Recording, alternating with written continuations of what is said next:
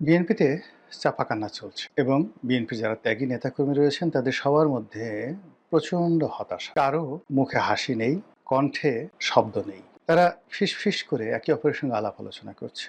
আর আপনজনদেরকে ডেকে ডেকে বলাবলি করার চেষ্টা করছে, কি হলো? ১৭ বছর এত পরিশ্রম করলাম, ৩০ বছর, ৪০ বছর, ৫০ বছর রাজনীতি করলাম। বিনিময়ে কি পেলাম? এ কি নিয়তি?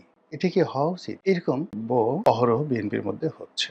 আমি যেহেতু এই দলটিতে একেবারে নতুন, তারপরেও দলের যারা টপ লেভেলে, যারা বিশেষ করে টক শোতে আসেন, সামাজিক যোগাযোগ মাধ্যমে খুবই অ্যাক্টিভ, তারপরে মানে যেটাকে বলা হয় ওই দুধের স্বর শ্রেণী যারা আছে, এবং এরাই সবাই মন্ত্রী এমপি হয়েছেন। এমপিদের কথা বলতে পারবো না, বাট যারা মন্ত্রী হয়েছেন মোরলেস বা টপ যারা সিনিয়র মোস্ট সংসদ সদস্যরা আছেন, তাদের সঙ্গে আমার যে সম্পর্কটি ২০০৯ সন থেকে সামাজিক একটা সম্পর্ক গড়ে উঠেছে।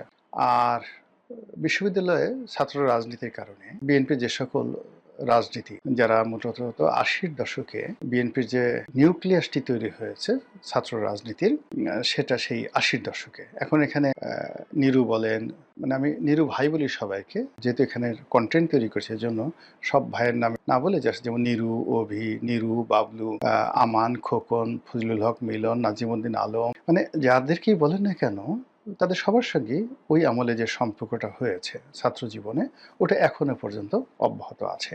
তারপর বিএনপির যে ব্যবসায়ী গ্রুপ যারা আছেন, টপ ব্যবসায়ী গ্রুপ, বিভিন্ন সময়টাতে যারা ক্ষমতায় থাকাকালীন সময়েও তারা লাভবান হয়েছেন বা ক্ষতিগ্রস্ত হয়েছেন, ক্ষমতার আগেও ক্ষতিগ্রস্ত হয়েছেন। বিএনপি পন্থী যারা সাংবাদিক আছেন, কবি আছেন, সাহিত্যিক আছেন, মোটামুটি সেই ৮০-র দশক থেকে আজ অবধি যে বিভিন্ন স্তরে বিএনপি সবার সঙ্গে সম্পর্ক ছিল এবং এখনো আছে। আর বিশেষ করে যারা টকশোতে আসেন, যারা মন্ত্রী এমপি হয়েছেন, যাদেরকে আমি বলি লেয়ার, মানে দুধের স্বর, যারা এদের সঙ্গে সম্পর্কটা মানে বেশি। এর কারণ হলো অলমোস্ট এভরি নাইটই এদের সঙ্গে সেই ২০০৯ সন থেকে বেশি বেশি দেখা হয়ে আসছে। এবং যেহেতু আমি এমপি ছিলাম, এমপি পদমর্যাদার যারা লোকজন আছেন, অর্থাৎ বিএনপি যারা এমপি ছিলেন বা যারা এমপি হতে পারে, তাদের সঙ্গে যোগাযোগটা বেশি হয়। এই যে একটা পরিবর্তিত পরিস্থিতি, সেই পরিবর্তিত পরিস্থিতিতে আমি প্রতি মুহূর্তে যে কথাগুলো শুনতে পাচ্ছি, যেটি হয়তো অনেকের কানে আসছে। ২ নম্বরে যেহেতু আমার একটা প্ল্যাটফর্ম আছে, আমি এই যে আপনাদের সঙ্গে সামাজিক মাধ্যমে কথা বলি, তারপরে ধরুন ফেসবুকে একটা স্ট্যাটাস দিচ্ছি, ১ লাখ, ২ লাখ, ৩ লাখ শেয়ার হয়ে যাচ্ছে, লাইক কমেন্ট হয়ে যাচ্ছে।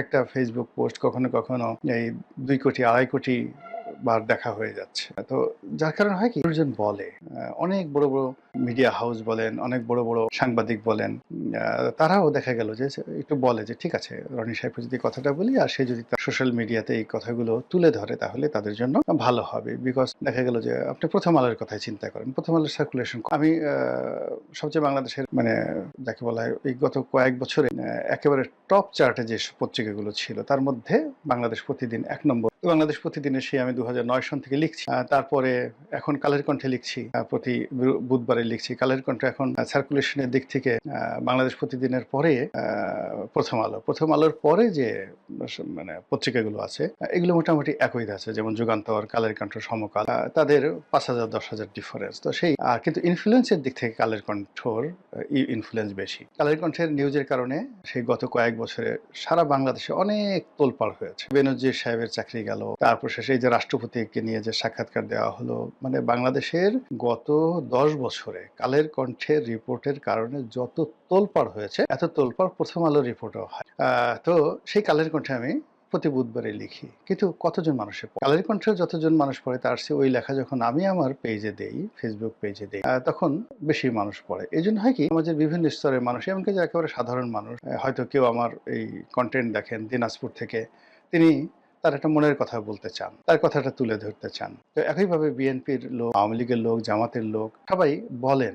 বলার ফলে কি হয়, আমার মধ্যে একটা প্রতিক্রিয়া তৈরি হয়। বিভিন্ন অ্যাঙ্গেল থেকে যখন মানুষের দুঃখের কথাগুলো মানে শুনি, এখানে আরেকটা ব্যাপার উল্লেখযোগ্য হলো, মানুষ কিন্তু আপনার সুখের কথা বলবে না। যারা মন্ত্রী হয়েছেন, যারা খুব আনন্দ পাচ্ছেন, মন্ত্রী হওয়ার পর ভালো বাড়িটা পেয়েছেন, আজকে যেমন আমি আসছিলাম, আমার পিছনে বা পাশ দিয়ে আরেকজন মন্ত্রী আসছিলেন। তো আমি দেখলাম যে মন্ত্রীর গাড়িটা একেবারে নতুন চকচকে গাড়ি, অর্থাৎ সম্ভবত মানে ২০২৪ সনে ওই যে এমপিরা অনেকগুলো গাড়ি এনেছিল, লেটেস্ট মডেলের ল্যান্ড ক্রুজার যে গাড়িগুলো এনেছিল সেগুলো তো সরকার সেগুলো সিজ করেছে খুবই ঝকঝকে, মানে গাড়ি এর এক একটা গাড়ি 8 কোটি 9 কোটি টাকা, 4500 সিসির ল্যান্ড ক্রুজার মডেলের একেবারে LC 300 সবচেয়ে দামি। তো তারেক রহমান সাহেব যেটাতে চলছেন ওটা হলো প্রাডোর, কিন্তু প্রাডোর যে আপগ্রেডের যে গাড়ি এমপি এনেছিলেন মানে কোথায়, কিন্তু এগুলো তারা ছাড়াতে পারে। ওইরকম একটা গাড়িতে চড়ে এক মন্ত্রী মহোদয় যাচ্ছিল পাশ দিয়ে। এখন নিঃসন্দেহে ভিতরে যিনি বসা ছিলেন তিনি তো আমাকে চেনেন, আমার গাড়ির তো